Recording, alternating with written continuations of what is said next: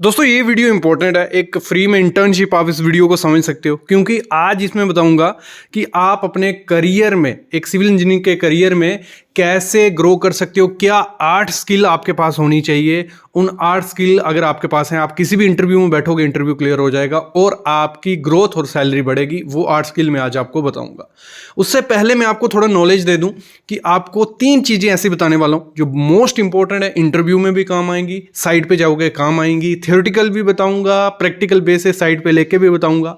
तो complete full package video इसको बोलो। जो फ्रेशर हैं, स्टूडेंट हैं या 1-2 साल का जिनका एक्सपीरियंस है, उनके लिए खास ये वीडियो बनाई है, तो कंप्लीट देखनी है। लेकिन उससे पहले एक काम कर लेना है, उससे पहले करना है वो चैनल को सब्सक्राइब करने वाला है, वो लाल बटन दिख रहा है जो, और कंप्लीट वीडियो देखनी है, काफी नॉलेज सीख के जाओगे, वो भी फ्री में। अभी मैं शुरू करता हूं। आज मैं बताऊंगा जो भी हमारा कॉलम होता है उसमें आपको मैक्सिमम जो हम स्टीरअप यूज करते हैं, रिंग जिसे हम बोलते हैं, टाइस बोलते हैं, तो उसका डाया कितना रखना होता है। जो रिंग हम यूज करते हैं, एक सबको जानना जरूरी है, ये रिंग है, इसका डाया कितना रखना है कि जो हम रिंग प्रोवाइड कर रहे हैं, और उसमें स्पेसिंग कितनी रखनी है। मतलब ये 2 स्टीरअप है, इसके इधर इधर की स्पेसिंग कितनी होनी चाहिए। ठीक है।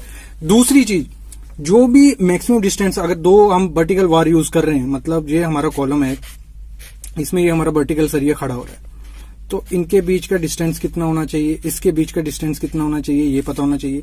अगली चीज, अगर कॉलम का एंड जो होता है, ये प्रैक्टिकली मैं आपको बताने वाला हूँ, ये कॉलम है, आपने देखा होगा यहाँ भी मैक्सिमम स्पेसिंग कम की होती है। यहाँ 100 mm प्रोवाइड की होती है, यहाँ फिर 150, इधर तक 150, फिर ऊपर से 100 mm। तो ये तीनों क्वेश्चन आपके दिमाग में पक्का आते होंगे, तो आपको ये पता होना चाहिए एज ए सिविल इंजीनियर। तो ये वीडियो कंप्लीट देखोगे तो आपको गारंटी का पता हो जाएगा। तो स्टार्ट ही किससे करते हैं हम, कि हमें कितना डाया रखना होता है स्टीरअप का, टाइस का। और एक चीज ध्यान रखना, जो कॉलम में हम प्रोवाइड करते हैं इन्हें हम टाइस बोलते हैं, और रिंग जो बीम में हम प्रोवाइड करते हैं उन्हें हम स्टीरअप बोलते हैं। ये काफी मिस्टेक की जाती है, इंटरव्यू में क्वेश्चन पूछा जाता है, तो ये चीज ध्यान रखना। सबसे पहले हम पकड़ते हैं कि ये जो कॉलम है हमारा, चलो एक एग्जांपल, मेरी ड्राइंग अच्छी नहीं बनी है मेरी, तो ये कॉलम हमारा एक है, ठीक है। ये 4 सरिये प्रोवाइड किए हमने 20 mm के।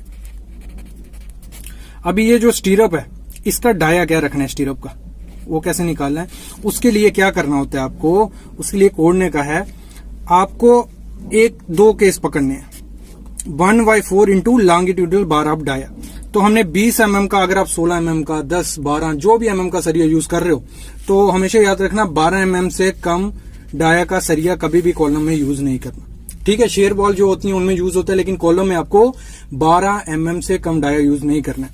तो हमने ले लिया कि 20 mm का हम डाया प्रोवाइड कर रहे हैं कॉलम में, तो उसका पहला केस क्या बनता है, 20/4, वो इंटू, मतलब ये देखना, इधर मैं अच्छे से समझा देता हूँ, 1/4 इंटू 20, तो ये 20 ऐसे चल गया, तो आगे 20/4, तो 5 mm हमारा आया। ठीक है। दूसरा है 6 mm। तो ये क्या कहता है, जो भी इन दोनों में से मैक्सिमम आएगा, इन दोनों में से वही आपको प्रोवाइड करना है। ठीक है। ये चीज ध्यान रखना। और प्रैक्टिकली अगर आपको मैं बताऊं, आपको 8 mm से कम डाया का स्टीरअप कभी भी प्रोवाइड नहीं करना है, या टाई प्रोवाइड नहीं करनी है। बाकी आपको ये फॉलो करना ही करना है, लेकिन अगर ये कम आ रहा है तो 8 mm से कम आपको कभी प्रोवाइड नहीं करना है। ये हमेशा ध्यान रखना। एक क्लियर हो गया कि कितने डाया का हमें स्टीरअप रखना होता है, 8 mm से कम कभी नहीं रखना। नेक्स्ट चीज, अभी हमें आ गया, ये पता चल गया कि हमारा ये 8 mm का रिंग बनेगा। ठीक है। अभी दोनों रिंग के बीच बीच में कितनी स्पेसिंग या डिस्टेंस रखना है, वो कैसे पता चलेगा, वो निकालते हैं हम। वो कैसे निकालेंगे हम, वो निकालेंगे इस तरीके से। ये तो उसके लिए 3 केस बनते हैं, A, B, C। ये हमने डिग्री के दौरान पक्का आपने पढ़ा होगा, लेकिन तब ध्यान नहीं आया। लेकिन अभी अगर आप प्रैक्टिकली साइड पे हो या प्रैक्टिकल नॉलेज सीखना चाहते हो, तो ये जरूर देखो। तो स्पेसिंग कितनी रखेंगे हम, पहला केस बनता है हमारा लेटरल डायमेंशन। वो क्या होगी, हमारी लीस्ट वाली, हमारा है 300/400 का कॉलम। तो जो दोनों में से लीस्ट होगी 300, तो 300 हमने पकड़ लेंगे। ये पहला केस क्लियर हो गया, 300। फिर दूसरा केस बनता है 16 इंटू डाया ऑफ लॉन्गिट्यूडनल बार। जो भी बार हम प्रोवाइड कर रहे हैं, ये हमारा कितना का, 20 डाया का सरिया हम प्रोवाइड कर रहे थे। आप 16 का हो तो 16 से मल्टीप्लाई करो, तो ये है हमने 20 का। तो मैंने इस एग्जांपल ले ली कि हमने 12 mm का सरिया प्रोवाइड किया है। आप 20 का भी कर सकते हो। ठीक है। जैसे मैंने यहाँ एग्जाम्पल ली है, 20 इंटू 20 कितना हो गया, ये हो जाता है 400 mm। ठीक है। एक केस ये बन गया। तीसरा बनता है 300 mm। तो इनमें से जो भी कम आता है 300, 300, 400, तो इनमें से जो भी कम आता है वो आपको स्पेसिंग इसमें रखनी है। और इसमें आया 300, तो हमेशा याद रखना, ऐसे तो ये फॉलो करना है, लेकिन प्रैक्टिकली आपको क्या करना है, 150 या 150 to 200 mm, इससे ज्यादा स्पेसिंग कभी भी आपने प्रोवाइड नहीं करनी है प्रैक्टिकली, क्योंकि ये क्या है, ये थंब रूल है, ये थंब रूल है। और ये हमारे आईएस कोड कह रहा है, ये किन केसेस के लिए कह रहा है, जो हम सिंपल घर बनाते हैं, हम डिजाइन नहीं करते हैं, किसके लिए, अर्थक्वेक के लिए या सिस्मिक लोड के लिए या किसी भी लोड के लिए डिजाइन नहीं करते, उसमें हमें ये फॉलो कर देना है। बाकी तो पूरा आजकल तो काफी सॉफ्टवेयर आ गए हैं, हमारा रिविट है, स्टैड प्रो है, सबकी हेल्प से हम निकाल रहे हैं। लेकिन अगर आपको ऐसे फॉलो करके करना है तो ये हो गया, ये चीज क्लियर हो गई। अभी बढ़ते हैं हम, अगला क्या था हमारा कि दो हमारा एक कॉलम है, इनके बीच का डिस्टेंस कितना होगा, तो वो मैं आपको दिखा देता हूं। तो एक हम एग्जांपल ले लेते हैं, ये हमारा एक कॉलम है, ठीक है, इनके दोनों के बीच में कितना डिस्टेंस रखना है, ठीक है। इसके लिए आपको क्या करना है, पहली चीज आपको हमेशा ध्यान देना है कि जो भी 3 केस बनते हैं इसमें भी, डाया ऑफ द बार, अगर ये जो ये सरिया है इसका 20 mm डाया है, इसका भी 20 mm डाया है, इसका भी 20 mm डाया है, और ऊपर जो आता है सरिया इसमें 20 सब में 20 mm डाया है, तो आपको क्या फॉलो करना है, इन दोनों का बीच का डिस्टेंस कितना होगा, 20 mm। ये है मिनिमम डिस्टेंस, मैक्सिमम तो आपको डिजाइन करके निकलेगा, मिनिमम आपको 20 mm से कम इन दोनों के बीच का जगह नहीं रखना है। दूसरा केस करता है, अगर दोनों का डाया अलग अलग है, ये 20 mm है, ये 16 है, ये 20 है, ये 16 है, 25 है, तो उसमें क्या करना है, जिसका भी डाया लार्जर होगा, अगर इसमें 25 mm का मैक्सिमम स्टील प्रोवाइड कर रहे हैं तो इन दोनों का डिस्टेंस कितना होगा, 25 mm। 25 mm से कम वो नहीं होना चाहिए। तीसरा केस होता है, इन दोनों का डिस्टेंस कितना होगा, जो भी एग्रीगेट हम यूज कर रहे हैं, 20 mm का, 10 mm का, 40 mm का, जो भी साइज का एग्रीगेट हम यूज कर रहे हैं, अगर हम यूज कर रहे हैं 40 mm का एग्रीगेट उस स्ट्रक्चर में, बीम है, कॉलम है, तो 40 + 5 mm, 45 mm आपको उन दोनों में स्पेसिंग रखनी, कितनी, 45 mm। क्लियर, इतना क्लियर हो गया।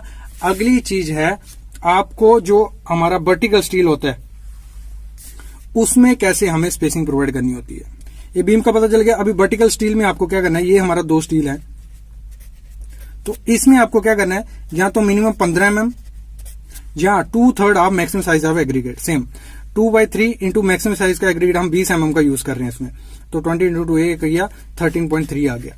फिर मैक्सिमम साइज ऑफ बाहर, अगर 25 mm का सरिया है तो 25 mm, इनमें से जो भी मैक्सिमम आएगा वो आपको करना है। तो पहला हमारा था 15 mm, दूसरा था हमारा 13 mm, तीसरा है हमारा मैक्सिमम साइज 25 mm का सरिया यूज कर रहे हैं, तो इन दोनों के बीच 25 mm जगह होनी चाहिए। इन सब में भी, ये इसमें भी जब आप करोगे तीनों चीजें, उसमें भी जो मैक्सिमम आएगा वही आपको फॉलो करना है, और इसमें भी तीनों में से जो मैक्सिमम आएगा वही फॉलो करना है। ये कोई डिजाइन नहीं बता रहा हूँ, सिंपल आपको भाषा में बता रहा हूँ। अभी हम चलते हैं प्रैक्टिकली कि हमारा जो कॉलम रहता है उनके बॉटम में और टॉप में हम मैक्सिमम स्पेसिंग क्यों, मतलब एक एग्जांपल ले लेता हूँ, इधर भी बता लेता हूँ, फिर आपको प्रैक्टिकली बताता हूँ। ये हमारा कॉलम रहता है, आपने हमेशा देखा होगा, ये फिर ऊपर यहां से लेके यहां तक 100 mm स्पेसिंग होती है, यहां से यहां 100 mm और बीच में 150 mm। तो क्यों ऐसा किया जाता है, ये क्वेश्चन इंटरव्यू में पूछा जाता है, वो मैं क्लियर आपको प्रैक्टिकली करता हूँ। देखो, इसको समझने के लिए सिंपल भाषा में बताऊंगा, क्योंकि आप इंटरव्यूअर को भी अगर बताओगे तो देखो इसमें क्या होता है, जो मैक्सिमम मूवमेंट होती है, अगर हम टेक्निकली थोड़ा पकड़ते हैं फिर सिंपल भाषा में बताऊंगा, जो मैक्सिमम मूवमेंट होती है वो मैक्सिमम कहाँ होती है, सपोर्ट्स पे, जॉइंट्स पे, जंक्शंस पे। मतलब जो कॉलम है हमारा, जहाँ से स्लैब स्टार्ट होती है बॉटम से, और जहाँ पे बीम आता है स्लैब का, वहाँ से 1 मीटर नीचे और नीचे से 1 मीटर ऊपर, बीच में अगर 3 मीटर हाइट है टोटल, समझो 3 मीटर हाइट में नीचे से 1 मीटर, ऊपर से 1 मीटर, बीच में 1 मीटर बचा, लेकिन जो नीचे और ऊपर का 1 मीटर है वहाँ पे मैक्सिमम मूवमेंट होती है। तो इसीलिए हमें क्या करना होता है, वहाँ हम स्पेसिंग कम प्रोवाइड करते हैं स्टीरअप में। और बेंडिंग मूवमेंट की अगर हम बात करें, मिडल में सबसे ज़्यादा मतलब कम बेंडिंग मूवमेंट होता है, और मैक्सिमम कहाँ होता है, सपोर्ट पे। तो अगर हम स्पेलिंग जो होती है, मतलब स्पेलिंग अगर सिंपल भाषा में समझाऊं तो कंक्रीट क्या होता है, बिखर जाता है, जब उस पर लोड पड़ेगा तो चकनाचूर हो जाएगा। तो उस केस को बचने के लिए, क्रैक्स ना आए उसमें, तो हम क्या करते हैं, कम स्पेसिंग कहाँ, सपोर्ट्स पे प्रोवाइड करते हैं। और जब अर्थक्वेक के लिए किसी भी कॉलम को डिज़ाइन किया जाता है जहां आप अपने घर की भी कंस्ट्रक्शन जब करोगे तो आपको क्या करना है, आपको जो जंक्शन होंगे जहां से आपका बीम या कॉलम स्टार्ट होता है और जहां एंड होता है वहां पे कम स्पेसिंग प्रोवाइड करनी है, 100 mm स्पेसिंग प्रोवाइड करनी है। बाकी बीच में आप 150 या 175 mm स्पेसिंग प्रोवाइड कर सकते हो। देखो ये होगी हमारी 3 चीजें जो आप आई होप समझ गए होंगे। अभी मेन चीज है कि आपको सक्सेस कैसे होना है, क्या क्या चीजें आपको आनी चाहिए साइट पे जाने से पहले। वो आप यूट्यूब से भी सीख सकते हो, आप गूगल से सीख सकते हो, आप खुद साइट पे सीख सकते हो, बुक से सीख सकते हो, लेकिन ये मस्ट आपको आनी चाहिए। कोर्सेज लो, ट्रेनिंग करो, जो मर्जी करो, लेकिन ये 8 स्किल अगर आपके पास हैं तो आप किसी भी जॉब में फिट हो जाओगे और कहीं भी जॉब करके ग्रो करके अच्छी सैलरी पा सकते हो। तो ये रही आपके लिए 8 स्किल्स। सबसे पहली चीज है वो है बार बेंडिंग शेड्यूल।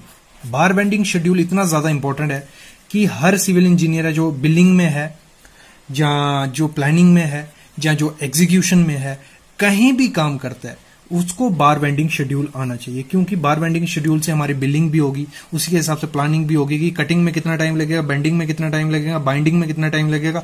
अगर ये चीज आपको पता होगी तो आप प्लान कर पाओगे कि आपका सरिये के काम में कितना टाइम लगना है, या किसी स्लैब को या बीम को कंप्लीट होने में कितना टाइम लगना है, तो उसी हिसाब से आप प्लान दे पाओगे। अगर बिलिंग की बात करें तो बिल बना सकते हो कि शेप आ गई, क्योंकि यही चीज एक्सेल शीट में बनानी होती है आपको जाके। तो फिर मैं वीडियो लाऊंगा जल्दी एक्सेल शीट में कैसे बनाते हैं, तो एक्सेल शीट में बनानी होती है। तो अगर बार बेंडिंग शेड्यूल आपको आता होगा तो एक्सेल शीट में कुछ आप शेप बना पाओगे, कुछ वैल्यू दे पाओगे, डेवलपमेंट लेंथ कितनी हुई, लैप लेंथ कितनी हुई, बैंड डिडक्शन कितना हुआ, ये सब चीजें आपको पता होनी चाहिए। क्लियर? अगर बार बेंडिंग शेड्यूल पे आपको अप्रोक्स 20 to 30 वीडियो देखनी है तो डिस्क्रिप्शन में लिंक दे दिया हूं, जाके देखो। हर चीज की बार बेंडिंग शेड्यूल है, बीम, कॉलम, स्लैब, चिपिया, सब कुछ है उसमें। ठीक है, आगे बढ़ते हैं। आपको अगली चीज जो आनी चाहिए वो आनी चाहिए ड्राइंग की स्टडी करना। मतलब बेसिक चीज है, किसी भी काम में होगा, रोड वर्क होगा, टनलिंग होगा, जहाँ आपका बिल्डिंग वर्क होगा। और एक आपके लिए गुड न्यूज है कि मैं जल्द ही टनलिंग NATM मेथड से वीडियोस लाने वाला हूं, जो कहीं भी यूट्यूब को आपको नहीं मिलेंगी। जो NATM मेथड रहता है, न्यू ऑस्टन टनलिंग मेथड, उसकी वीडियोस आने वाली हैं कि वो प्रोसेस कैसा रहता है। जब उसका कोर्स करोगे 2 साल का कोर्स होता है, लेकिन मैं अपनी वीडियो के दौरान वीडियो के यूजेस से, वीडियो की वजह से आपको वही कोर्स कम से कम 10-15 वीडियो में मैं कंप्लीट करवा दूंगा, मैं गारंटी देता हूं। और प्रैक्टिकली आप एबल हो जाओगे कि आप साइट पे जाके NATM मेथड से पूरा काम करवा सकते हो। A से Z तक, 0 से 100 तक सब क्लियर उसमें मैं करने वाला हूं। ठीक है, अभी हम बात कर रहे थे, मैं भड़क गया अपने मुद्दे से। ड्राइंग, स्टडी और एनालिसिस। ड्राइंग की स्टडी करना आपको आनी चाहिए, उसकी सेक्शंस कैसे देखते हैं, उसमें क्या क्या डिटेल है, क्या उसकी सेक्शंस हैं, क्या उसमें डिटेल दी हुई है, ये सब चीजें आपको आनी चाहिए उसमें पढ़ना। फिर ही आप काम करवा सकते हो, फिर ही आप, क्योंकि जो एग्जीक्यूशन का मेन वर्क है ना, वो एक सिविल इंजीनियर को एक supervisor, as a foreman side supervisor करके काम करना पड़ता है। उसमें क्या होता है, आपको जो भी कॉन्ट्रैक्टर होगा, जहां भी जो भी लेबर होगी, उसको ड्राइंग के हिसाब से समझाना कि नहीं ऐसे नहीं, ऐसे करना है तेरे को। जब भी जहां चेक करने भी जाओगे ना, कोई चेकलिस्ट करोगे, क्योंकि चेकलिस्ट भी एक उसी का ठीक है एग्जीक्यूशन में है कि आपको चेक करना है कि ये ड्राइंग के हिसाब से हुआ नहीं हुआ, ये है सही है, ये नहीं है। तो ड्राइंग अगर आपको नहीं आती तो कैसे कर पाओगे। ठीक है, 2 चीजें होंगे, बार bending schedule, drawing study. Drawing study की भी मैं वीडियो बना चुका हूं, प्लेलिस्ट में पड़ी होंगी, देख लेना। आगे पढ़ते हैं। इंडियन स्टैंडर्ड कोड, IS जो कोड है उसका 456 जो हमारा कंक्रीट के लिए यूज होता है, IS 80-2000 स्टील के लिए यूज होता है। ये कोड जो है ना, ये काफी ज्यादा इंपॉर्टेंट कोड है। इनमें से सब इंटरव्यू क्वेश्चन जो आते हैं ना, सब इंटरव्यू क्वेश्चन इन्हीं 2 कोड में से आते हैं। और जो भी आप काम करवाओगे ना साइट पे, ज्यादा इसी पे रहता है। और भी जो कोड होते हैं सीमेंट के, ब्रिक के, सॉइल के, उनके ना बेसिक निचोड़ पढ़ लो। जो बेसिक चीजें होती हैं, जैसे आप जब एक बार कोड पढ़ना स्टार्ट करोगे आपको पता चल जाएगा। और IS कोड मिल जाएंगे आपको, कहां से? फ्री में मिलेंगे। देखो कहां फ्री में, civilsitevisit.com सर्च मारो, आपको वेबसाइट मिलेगी हमारी। उसमें मैंने IS कोड डाले हैं, हर चीज के हैं। किसके? स्टील, कंक्रीट, ब्रिक, सॉइल, हर चीज के स्टील है। और स्पेसिफिकेशन भी है उसमें। वो स्पेसिफिकेशन आप पूरे दुनिया में ढूंढ लो, वैसी स्पेसिफिकेशन आपको नहीं मिलेंगी। इन्हीं कोड का निचोड़ उसमें डाला हुआ है सब स्पेसिफिकेशन में। आप जाके वो भी देख सकते हो, सीख सकते हो, पढ़ सकते हो। इसमें सिविल साइट विजिट में काफी कुछ है, आपको जॉब के लिंक्स वगैरह भी मिल जाएंगे। फिर हम आगे बढ़ते हैं, फिर बात करते हैं डिटेल एस्टिमेशन और बिलिंग की। डिटेल्ड नहीं, अगर आपको एस्टिमेशन और बिलिंग थोड़ी बहुत भी आती है बाकी तो आप सीख जाओगे जैसे ही साइट पे जाओगे, जहां आपका 2 साल का एक्सपीरियंस है, 1 साल का। जब घुसोगे ना किसी कंपनी में, थोड़ा टाइम लगेगा एडजस्ट होने में, 15 दिन, 20 दिन, 30 दिन। उसके बाद आप पकड़ लोगे कि कैसे मतलब डिटेल्ड करते हैं। बाकी आपको एस्टिमेट करने के फार्मूले, आपको वॉल्यूम, एरिया वगैरह ये सब आने चाहिए। एक्सेल के जो फार्मूले यूज होते हैं, बिलिंग के, तो ये अगर आप आता होगा ना, तो आपकी ग्रोथ की काफी चांसेस हो जाते हैं। तो वो एस्टिमेशन और बिलिंग इतना ज्यादा मुश्किल भी नहीं है। आपके इसमें भी हमारी वीडियो है, काफी प्लेलिस्ट ढूंढो जाके, वहां एस्टिमेशन और बिलिंग पे प्लेलिस्ट है, उसमें भी काफी वीडियो है। वीडियो देखोगे सीख जाओगे कि ब्रिक की क्वांटिटी कैसे निकालते हैं, उसको एस्टिमेट कैसे करेंगे, उसका रेट एनालिसिस कैसे करेंगे, फिर उस हिसाब से बिलिंग हो जाएगा। क्लियर। अगला सब्जेक्ट है डीपीआर, डेली प्रोग्रेस रिपोर्ट या डिटेल्ड प्रोग्रेस रिपोर्ट। ये एक इंपॉर्टेंट पार्ट है वर्क का, क्योंकि अगर आप साइट इंजीनियर हो या कोई भी इंजीनियर हो, आपको शाम को अपना डिटेल देना पड़ेगा, डेली प्रोग्रेस रिपोर्ट देना पड़ेगी कि क्या क्या आपने किया, क्या क्या साइट पे हुआ, क्या क्या प्लान था, क्या एक्चुअल क्वांटिटी में हुआ। ये सब चीजें आपको आनी चाहिए। मतलब डीपीआर भी एक अपने हिसाब में एक खुद का पूरा वर्क हो गया, पूरा कंप्लीट पैकेज हो गया, पूरा काम हो गया। डीपीआर के माध्यम से जो क्लाइंट होंगे या जो हेड ऑफिस होगा, तो उसको आइडिया लगेगा, जो जहां हमारे जो जनरल मैनेजर एजीएम होगा, उसको आइडिया लगेगा कि इसने आज क्या काम हुआ है, कहाँ काम हुआ है, कितना काम हुआ है, एक्चुअल सुबह कितना प्लान किया था, उसमें से कितना हुआ, कहाँ ड्रॉबैक रहा, क्यों रहा। वो चीज हर डीपीआर में होनी चाहिए। वो डीपीआर अच्छे से बनाना पढ़ना आपको आनी चाहिए। इस पे भी हमारी 2-3 वीडियो हैं, एक्सेल शीट्स भी हैं। civilsitevisit.com पे जाओगे, वहां डीपीआर सर्च मारोगे तो आपको एक्सेल शीट मिल जाएंगी फ्री में, कोई दिक्कत नहीं है। ठीक है, वो मिल जाएंगी। आगे बढ़ते हैं।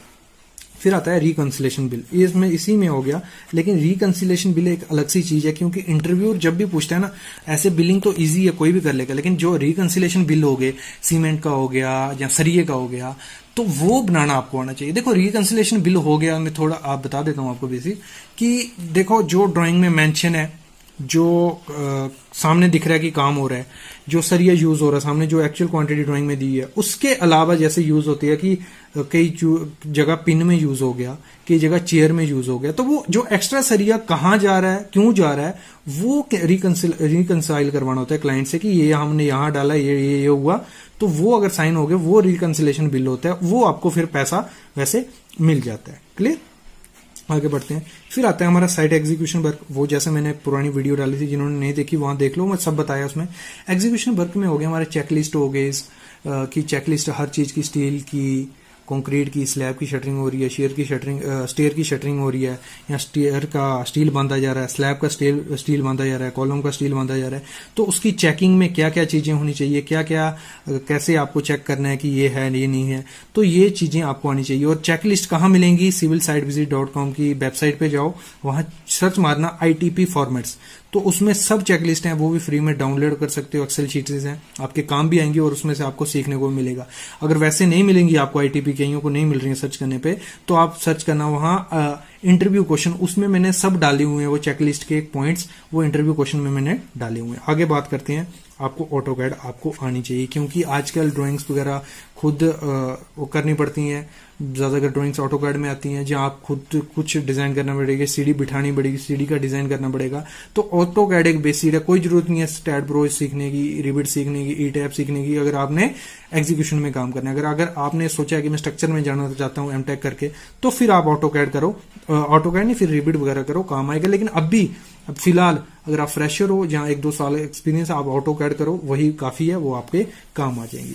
तो ये बेसिक जो स्किल्स थी मैंने आपको बता दी, 8 स्किल, ये अगर आपको आती होंगी तो आपको कोई इंटरव्यू होने में नहीं हरा सकता, आपको कोई ग्रो करने में नहीं रोक सकता। और ये चीजें आपको कहाँ मिल जाएंगी, हमारे ही चैनल में मिल जाएंगी। 500 वीडियो हैं, उसमें से सब ये आपको क्लियर मिल जाएगा। Thank you guys.